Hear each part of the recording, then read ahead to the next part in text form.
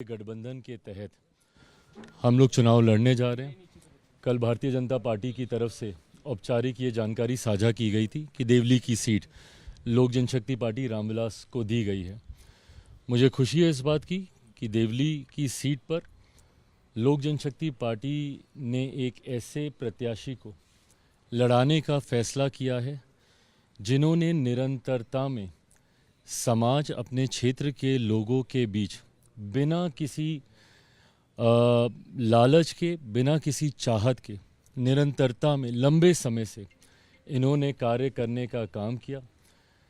दीपक तंवर जी आज से नहीं, दशकों से मेरे परिवार, मेरे नेता आदरणीय रामविलास पासवान जी के विचारों, सिद्धांतों के साथ ये जुड़े रहे हैं और ये इच्छा ना सिर्फ मेरी बल्कि मेरे नेता आदरणीय रामविलास पासवान जी की भी थी कि इनमें वो काबिलियत है, एक जनप्रतिनिधि के रूप में समाज की, क्षेत्र के लोगों की सेवा करने की भावना है इनमें और इनको ज़रूर मौका मिलना चाहिए। मुझे खुशी है कि आज लंबे समय के बाद इनको वो मौका मिला और उम्मीद ही नहीं, पूरा विश्वास है कि गठबंधन के तहत देवली सीट से जो ये चुनाव लड़ने जा रहे हैं, इनकी जीत तो सुनिश्चित है ही, बल्कि मैं मानता हूँ कि एक बड़े मार्जिन से ये वहाँ से जीतेंगे। गठबंधन में तमाम साथियों का स्नेह, प्यार, आशीर्वाद इनको प्राप्त है और लोक जनशक्ति पार्टी रामविलास का हर नेता, हर कार्यकर्ता पूरी मेहनत के साथ ना सिर्फ इस बात को सुनिश्चित करेगा कि दीपक जी की जीत वहाँ से हो, बल्कि एनडीए की हर एक प्रत्याशी की जीत। मैं ये मानता हूँ कि जिस तरीके से मौजूदा सरकार के खिलाफ लोगों में आक्रोश है, पूर्व मुख्यमंत्री केजरीवाल जी की नीतियों से, उनके झूठे वादों से जिस तरीके से दिल्ली की जनता लगभग पिछले एक दशक से परेशान है, इस बार दिल्ली की जनता ने मन बना लिया है बदलाव का। प्रधानमंत्री आदरणीय नरेंद्र मोदी जी की सोच वाली सरकार इस बार दिल्ली में बनेगी और मैं मानता हूं कि भारतीय जनता पार्टी के नेतृत्व में एक मजबूत एनडीए की सरकार 8 तारीख को परिणामों के बाद बनने जा रही है। एक तरफ इंडिया गठबंधन बिखर रहा है, दूसरी तरफ एक गठबंधन मजबूत हो रहा है। इंडिया गठबंधन के बिखरने को कैसे देखते हैं आप?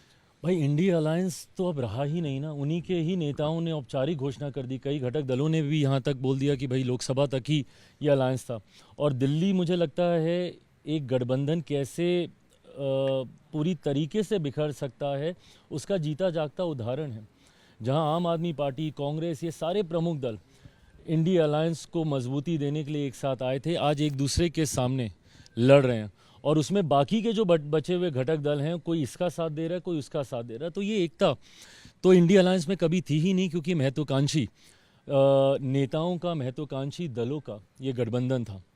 ऐसे में एनडीए का स्वरूप निरंतरता में और मजबूत होता जा रहा है। झारखंड में भी आपने देखा, हम लोगों ने मिलकर वहाँ पे चुनाव लड़ने का काम किया। दिल्ली में भी जनता दल यूनाइटेड हो, भारतीय जनता पार्टी हो, लोक जनशक्ति पार्टी रामविलास हो, मिलकर हम लोग चुनाव लड़ रहे हैं। और मैं मानता हूं कि जिस तरीके से हरियाणा के परिणाम रहे, महाराष्ट्र के परिणाम रहे, उसी तरीके से एक लैंडस्लाइड विक्ट्री की ओर एनडीए और भारतीय जनता पार्टी बढ़ रही है। जो रिपोर्ट आई जिसके वजह से सेंसेक्स क्रैश हुआ था, अब वो कंपनी ही जो शट डाउन हो गया है, वो फर्म ही शट डाउन हो गया। अब उसके ऊपर अब क्या ही कोई टिप्पणी करेगी, अब वो कंपनी क्यों शट डाउन हुई। बट हाँ, वो कंपनी एक ऐसी कंपनी थी जो रह कर इस तरीके की जानकारियाँ साझा करती थी, जिसकी वजह से शेयर मार्केट काफ़ी ऊपर नीचे जाता था। अब क्या कारण है कि कंपनी बंद हुई, वो कंपनी के लोग ही बता सकते हैं। इमरजेंसी मूवी का पंजाब में बड़ा विरोध हो रहा है रिलीज का, एसजीपीसी समेत तमाम धार्मिक संगठन इसका विरोध कर रहे हैं। पहले भी ये मूवी इसको लेकर आप कैसे देखते हैं इस मामले? देखिए, मैं मानता हूं कि जब कोई एक कलाकार और पूरी टीम मिलकर अगर एक फिल्म को तैयार करती है, मैं मानता हूं कि पहले उसको देखना चाहिए। बिना देखे विरोध करना, सिर्फ बातें सुनकर कहीं सुनी बातों के आधार पर फैसला ले लेना, कई जगहों पे फिल्म को बैन करने की खबर आ रही है, कहीं पे आक्रोश इसको लेकर।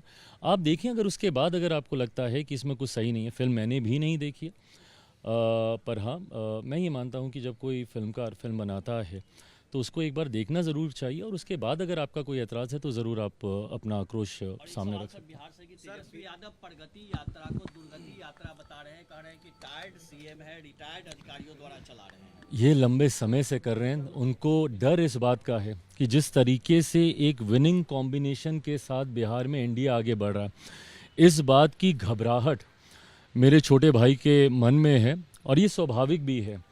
अभी जो 4 सीटों पर उपचुनाव हुए, जिसको सेमीफाइनल कहा जा रहा था बिहार के विधानसभा चुनाव से पहले, उन उपचुनाव में 100% स्ट्राइक रेट रहा है एनडीए अलायंस का। एनडीए अलायंस का हर एक प्रत्याशी ने हर एक सीट को जीतने का काम किया, और कुछ तो ऐसी सीटें जो ये लोग अपने पॉकेट की सीट मानते थे, बेलागंज की सीट हो, तरारी की सीट हो, ये वो सीटें थी जो महागठबंधन, इंडिया अलायंस जो भी है, इनके दल सोचते थे कि ये हम लोग कभी हार नहीं सकते। वो सीटें तक हम लोगों ने जीतने का काम किया। तो 5 दलों का ये गठबंधन एक मजबूत गठबंधन है, एक विनिंग अलायंस है ये। और मैं मानता हूं कि इस बार बिहार विधानसभा के चुनाव में अप्रत्याशित जीत हम लोग के गठबंधन की होगी। 225 से ज़्यादा सीटें जीतकर बिहार में हम लोग सरकार बनाएंगे।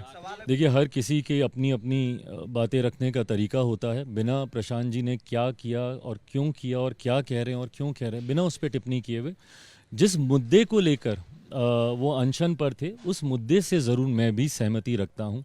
बीपीएससी के छात्रों के साथ कोई अन्याय ना हो, इस बात को सुनिश्चित करने की जिम्मेदारी भी बिहार सरकार की है। जिस तरीके से बीपीएससी के द्वारा री एग्ज़ामिनेशन कराया गया, और वो भी कुछ छात्रों का ही, ये गलत है। 2-2 एग्ज़ामिनेशन में कहीं ना कहीं किसी को अनड्यू एडवांटेज मिलता है, और ये गलत परंपरा की शुरुआत होगी अगर इस तरीके से सिर्फ एक बैच को अलग से री एग्ज़ामिनेशन करा दिया जाए और बाकियों को पुराने एग्ज़ाम के आधार पर ही उनकी मार्किंग की जाए। ये गलत है। ऐसे में गठबंधन के भीतर भी मैंने मुख्यमंत्री जी के समक्ष कई बार इस विषय को रखा है। मैं ये मानता हूं कि किसी छात्र के साथ कोई अन्याय ना हो, इसके लिए हम लोग की सरकार ज़रूर प्रयास करेगी। मानते हैं कि धांधली हुई परीक्षा में सर? ज़रूर हुई है धांधली। अगर नहीं हुई होती तो री एग्ज़ामिनेशन क्यों होता? और जिस सेंटर का री एग्ज़ामिनेशन हुआ है उसको फर्दर बाइफर्केट करके 22 अलग अलग सेंटर्स में किया गया। इन अ वे अगर देखा जाए तो इसका मतलब 22 सेंटर्स में कहीं ना कहीं धांधली हुई है। मेरे खुद के परिवार के बच्चों ने इसमें एग्ज़ाम दिया है, वो बताते हैं कि क्वेश्चन पेपर लेट मिला। कई जगह तो जितने छात्र थे उतनी क्वेश्चन पेपर भी नहीं थे, उतनी शीट्स भी वहाँ पे अवेलेबल नहीं थी, उसको बाद में प्रिंट करके मंगवाया गया। ये बात क्लियरली गाइडलाइंस में मेंशन है कि अगर कोई पेपर लीक होता है सोशल मीडिया, डिजिटल प्लेटफॉर्म पे अगर पहले आ जाता है जब तक एग्ज़ामिनेशन चल रहा है, तो उसको रद्द किया जाना चाहिए। और जो कि हुआ है, जब तक एग्ज़ाम चल रहा था उससे पहले ही एक्स अकाउंट के ऊपर अलग अलग व्हाट्सएप ग्रुप पे पेपर लीक हुए हैं। ऐसे में मुझे लगता है बीपीएससी को इसकी जिम्मेदारी लेनी चाहिए। सबसे पहले एक उच्च स्तरीय जांच इसकी करवाई जानी चाहिए, और जांच के बाद जो भी दोषी हैं उस पर कार्रवाई करते हुए पुनः जितने भी बच्चे हैं उन सबको दोबारा एग्ज़ाम करवाना चाहिए।